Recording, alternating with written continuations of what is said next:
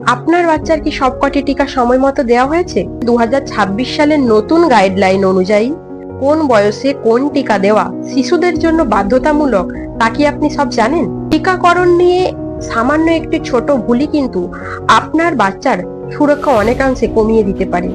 চলুন দেখে নিই লেটেস্ট ইমিউনাইজেশন চার্ট। নমস্কার, স্পেশাল টিউটরিং চ্যানেলে আপনাদের সবাইকে স্বাগত।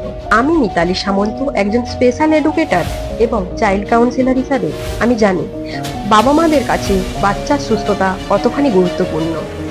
তাই বাচ্চার সুস্থতা নিয়ে বাবা মাদের আজকাল দুশ্চিন্তার শেষ নেই।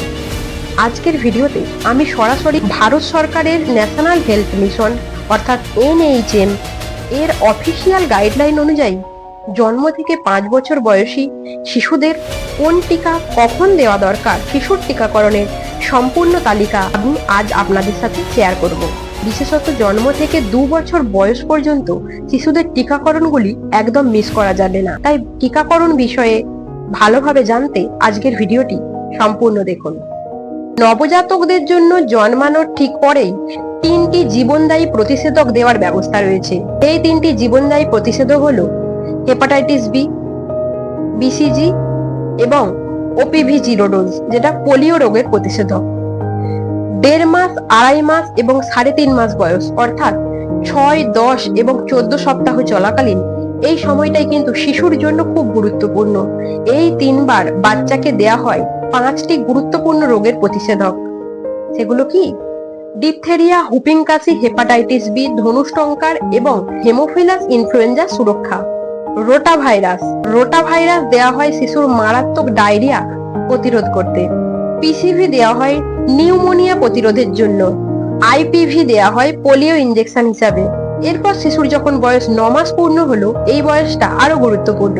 সেই সময় বাচ্চা অনেক অ্যাক্টিভ হয়ে যায়, তাই অনেকেই বাবা মারা একটু ভুল করে বসেন, ওই সময়ে টিকাকরণ দিতে ভুলে যান কিংবা অতটা গুরুত্ব দেন না বাচ্চার টিকাকরণ নিয়ে, কারণ সেই সময় বাচ্চার ডেভেলপমেন্ট দ্রুত গতিতে চলছে।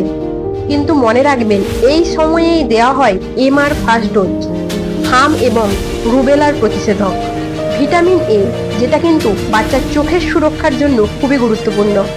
বাচ্চার বয়স যখন 16 থেকে 24 মাস বয়স, সেই সময় দেওয়া হয় বুস্টার ডোজ, অর্থাৎ আগের প্রতিষেধকের ক্ষমতা বাড়াতে এই টিকাকরণ। এবং সেই সাথে দেওয়া হয় DPT, OPV এবং MR এর দ্বিতীয় ডোজ বুস্টার হিসাবে দেওয়া হয়। বাচ্চার বয়স যখন 5 বছর বয়সে, সবশেষে স্কুলে যাওয়ার আগে বাচ্চার ইমিউনিটিকে আরো মজবুত করে তুলতে DPT বুস্টার 2 দেওয়া হয়। এই যে সবকটি টিকা আপনি আপনার নিকটস্থ স্বাস্থ্যকেন্দ্র কিংবা সরকারি হসপিটালে একদম বিনামূল্যে পেয়ে যাবেন। সরকার এখন মিশন ইন্দ্রধনুষের মাধ্যমে শিশুর টিকাকরণকে নিশ্চিত করছে। এই মিশনের কারণই হলো যাতে টিকাকরণ থেকে কোনো শিশু কোনোভাবে বাদ না পড়ে। আর ন্যাশনাল হেলথ মিশন ডিজিটাল প্রযুক্তির মাধ্যমে সব টিকাকরণের মান বজায় রাখে, তাই গুণগত মান নিয়ে চিন্তার কোনো কারণই থাকে না। আশা করি আজকের এই তথ্যগুলো আপনাদের অনেক কাজে লাগবে। আমি ন্যাশনাল হেলথ মিশনের অফিসিয়াল লিংক আমার ডেসক্রিপশন বক্সে দিয়ে রাখছি, আপনারা সেখান থেকে বিস্তারিত দেখে নিতে পারবেন। ভিডিওটি ভালো লেগে থাকলে লাইক করুন, আর অন্যান্য বাবা মাদের সচেতনতার উদ্দেশ্যে ভিডিওটি তাদের সাথে শেয়ার করুন। তাহলে দেখা হচ্ছে পরবর্তী ভিডিওতে।